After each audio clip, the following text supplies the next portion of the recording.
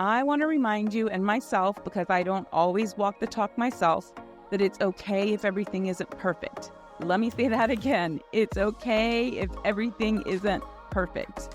I'm writing copy for my website, and I'm reminding myself that every day I can always go back and edit it later. It doesn't have to be perfect right now. And so that's something that I'm encouraging you to do as well. Therapists set the bar really high for themselves. There will be days when you feel like you're barely keeping your head above water, and that's normal. The key is to give yourself grace.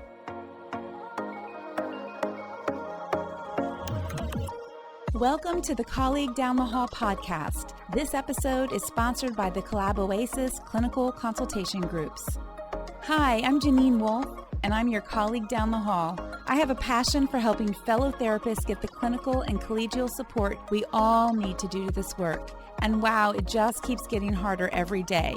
I'm the founder and facilitator of the Collab Oasis Clinical Consultation Groups. I have been a social worker for almost 30 years, and I own a successful solo online private practice.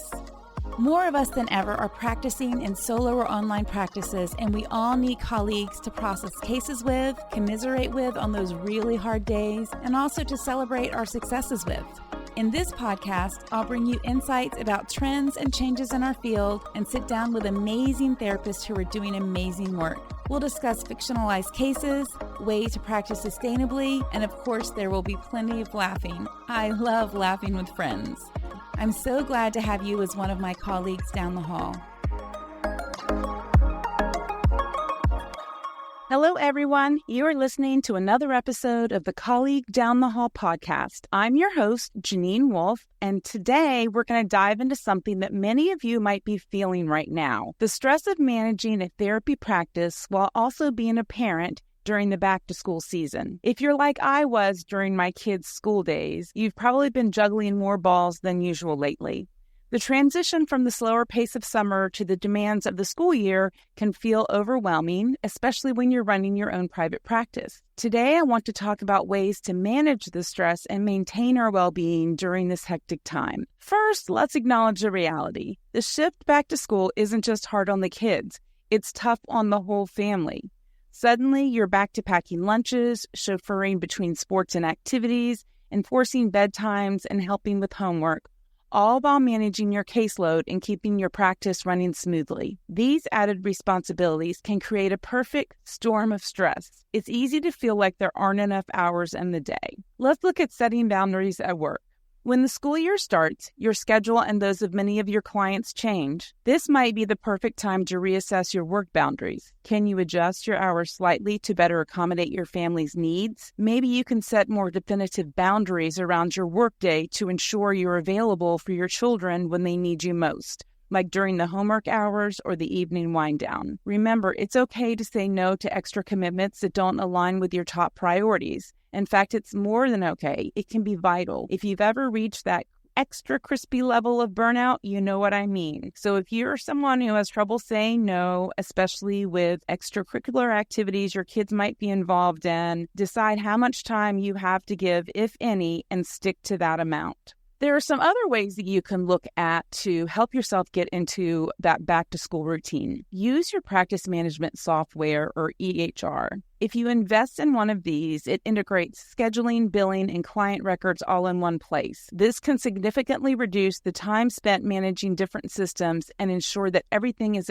organized and accessible. I know there are some people out there that keep paper notes. They use spreadsheets to keep documents for their clients and even their clinical notes, but just be aware that consolidating all of this into one space can sometimes be a huge benefit. Look at streamlining your client scheduling.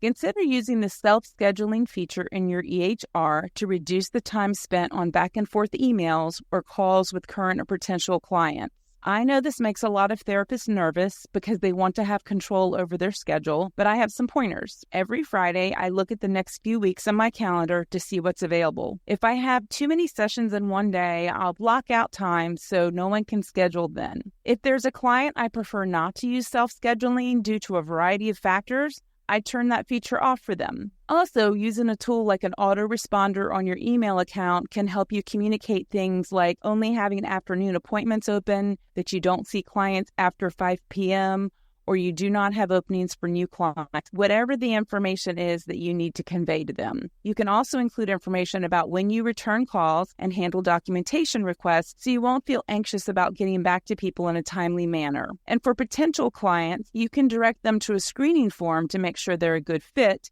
and that can save you some back and forth time as well.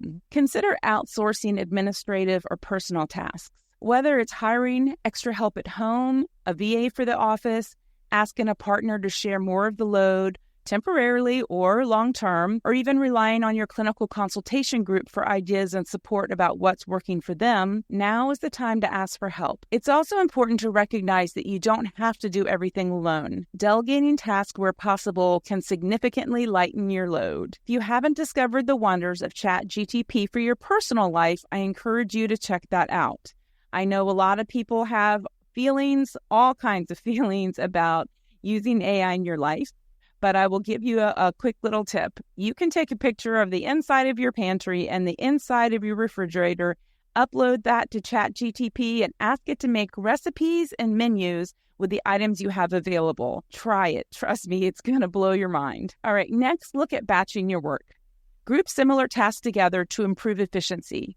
For example, set aside specific times each week for administrative work, such as client notes or billing, rather than spreading these tasks out throughout the day. This helps you stay focused and minimizes the transition time between different types of work. And for those of you out there who are neurodivergent like myself, this can be especially helpful. If you discontinued telehealth sessions after the pandemic, or it's not something that you've considered doing after you return to in-person sessions, I want you to reconsider this. If you're not already offering telehealth sessions, consider integrating it into your practice. It not only offers flexibility for you and your clients, but also reduces the time spent on commuting, allowing you to maximize your work hours. You can pick one or more days a week to offer virtual sessions that you can have somewhere in your home if you're able to do that quietly, or somewhere close by instead of commuting to your office. That could free up time for you to be able to have lunch with your littles or to be there to meet them after the bus. You also want to set clear client expectations. And how many times do we remind ourselves of that anyway? That's a constant reminder because we are constantly trying to accommodate everybody, and that doesn't always work out best for us in the end. So during this busy time, it might be helpful to communicate any temporary changes to your availability or response times to your clients. Setting these expectations can help prevent burnout by reducing the pressure to respond immediately to every inquiry. And chances are you have clients who are dealing with some changes with the fall as well. I have changed my schedule many times over the years to accommodate the needs of my family or myself, and for the most part, my clients are happy to be flexible. If you're really worried about this, write a script for yourself and practice in front of a mirror or with one of your consultation group members. Next, why don't you consider reevaluating your client load? If possible, consider temporarily reducing your client load or spacing out appointments to give yourself more breathing room. Prioritize existing clients and critical cases, and perhaps pause on taking new clients until your schedule stabilizes. This is another area therapists tend to worry about, but you have options. You can add new clients to your schedule, but put them a few weeks out in your calendar so that you can get back on your feet before seeing them. You also, if you don't have someone working in your office who's answering the phone, you also might want to have a conversation with your clients about if an emergency call comes in from your child's school, or pretty much any call from your child's school, that you will need to interrupt the session to take that. If they're calling you, that means no one else is available and you need to prioritize your children. I've never had a client be unhappy with that, and there's so many subtle ways of managing that now so that it's not disruptive to your clients or the session. Look at automating your marketing efforts. If you engage in regular marketing, such as newsletters or social media updates, consider using automation tools. There are platforms that allow you to schedule content in advance, ensuring consistent communication with minimal ongoing effort. Some will even recycle these on a specified schedule. And I want to remind you about being present with your kids.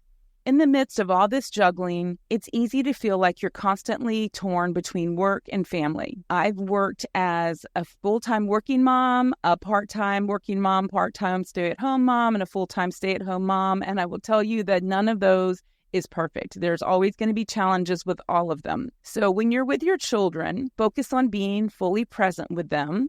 during the time you do spend with them. When you're with them, try to focus on quality over quantity.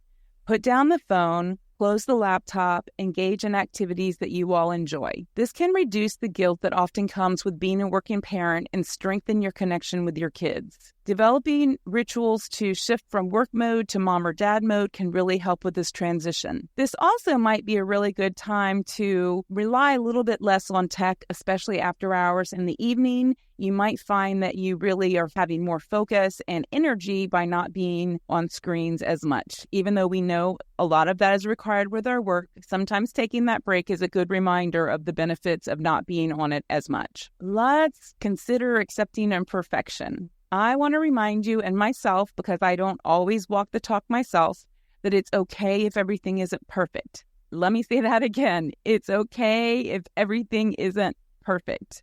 I'm writing copy for my website, and I'm reminding myself that every day I can always go back and edit it later. It doesn't have to be perfect right now. And so that's something that I'm encouraging you to do as well. Therapists set the bar really high for themselves. There will be days when you feel like you're barely keeping your head above water, and that's normal. The key is to give yourself grace. Recognize that you're doing your best, and that's enough. And of course, I would be remiss if I didn't put in a reminder to take care of yourself. You don't need my prattling on about self-care. You know the drill. But simple practices like a quiet morning routine, even if it's just 10 minutes of mindfulness before the kids wake up, can set the tone for the day.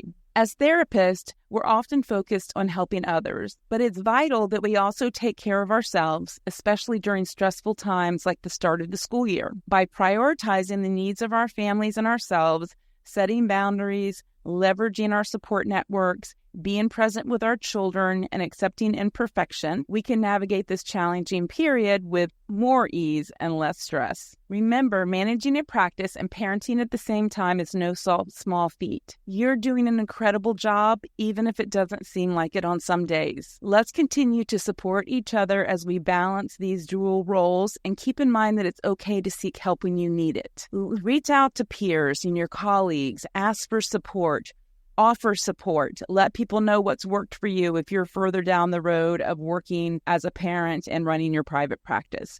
Together, we can make it through this busy season with resilience and grace. Thank you so much for taking the time to join me today. For all of you working therapists out there, please remember our work is hard, but it doesn't have to be lonely. Thank you so much for listening to the Colleague Down the Hall podcast. For show notes, links, and downloads, head over to colleaguedownthehall.com, where you'll be able to learn more about getting the clinical support you need and resources to help you work in a supported, sustainable way. If you've enjoyed this episode, please share with your therapy friends and colleagues. Subscribe to the podcast, and if you love this episode, please leave a review.